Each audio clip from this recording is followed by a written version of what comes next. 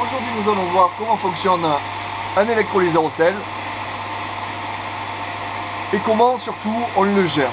Un électrolyseur au sel est composé de deux éléments.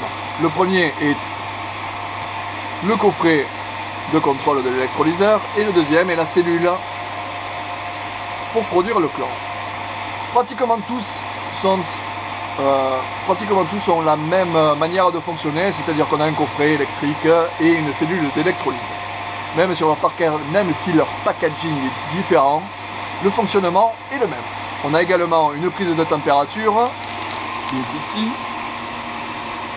et un contrôle de sel pour que l'électrolyseur ne produise pas dans le vide.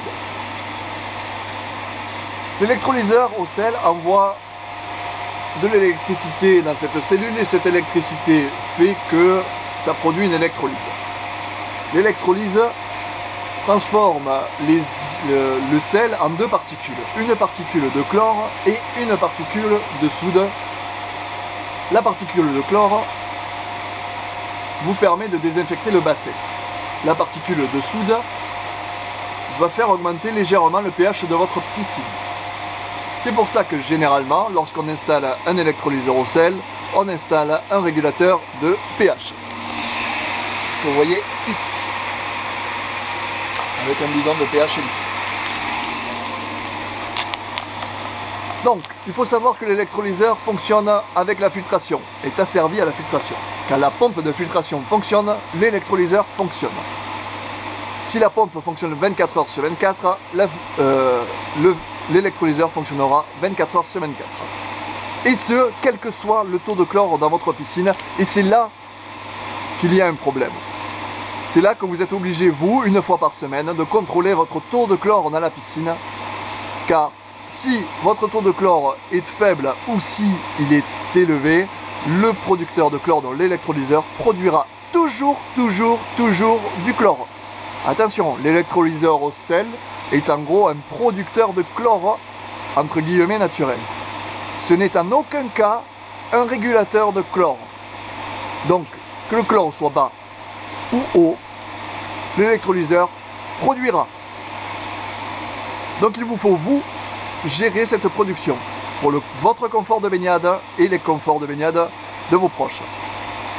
Pour ça, c'est simple. Il vous faut vous munir de bandelettes.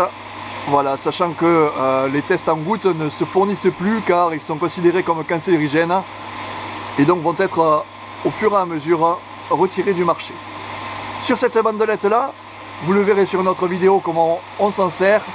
Il suffit de l'attraper dans l'eau et de regarder par colorimétrie où c'est que vous en êtes. Imaginons vous êtes très bas au niveau du chlore, eh bien il va falloir mettre la production de votre électrolyseur à 100%.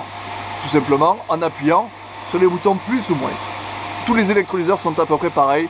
Des fois c'est plus et moins, des fois c'est des flèches hautes et basses.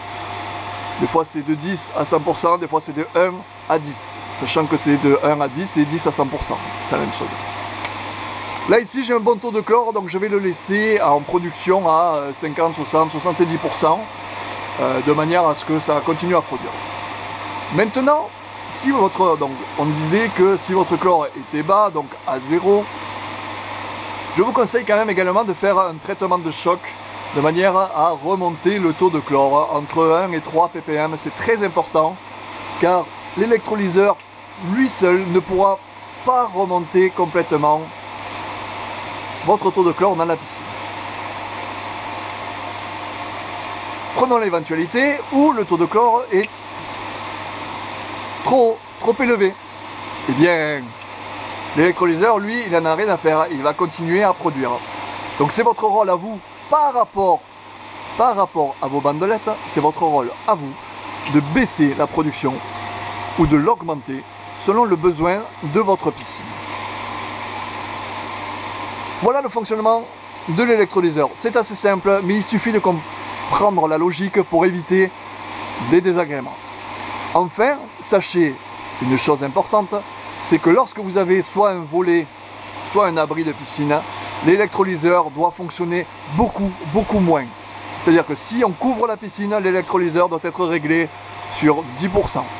Évidemment, si vous la couvrez que la nuit et que la filtration est correctement réglée, c'est-à-dire que la filtration fonctionne entre 8h et 20h à peu près, donc aux heures les plus chaudes de la journée et en une seule fois, il n'y aura pas besoin de régler l'électrolyseur. Maintenant, si vous couvrez la piscine, que vous partez en vacances par exemple pendant 10 jours, pensez absolument à baisser le taux de chlore à une production de 10% ou lorsque vous allez revenir, l'odeur que vous allez avoir dans le bassin va être juste insupportable et la baignade très désagréable. Vous l'aurez compris, utiliser un électrolyseur c'est super, ça évite d'utiliser des galets. Les galets font piquer aussi les yeux, hein. Il y a beaucoup de la peau, enfin, c'est pas très agréable. L'électrolyseur ça a beaucoup d'avantages, mais si c'est mal géré, ça a beaucoup d'inconvénients aussi. Voilà, j'espère que sur cette vidéo je vous aurai appris comment fonctionne un électrolyseur. C'est pas grand chose à savoir, mais appliquez les conseils que je vous donne. Pensez toujours une fois par semaine à contrôler votre taux chimique. Il y en va de votre santé et de votre sécurité de baignade. Et vous verrez que tout se passera très bien. Voilà, je vous dis à très bientôt pour une prochaine formation. Merci.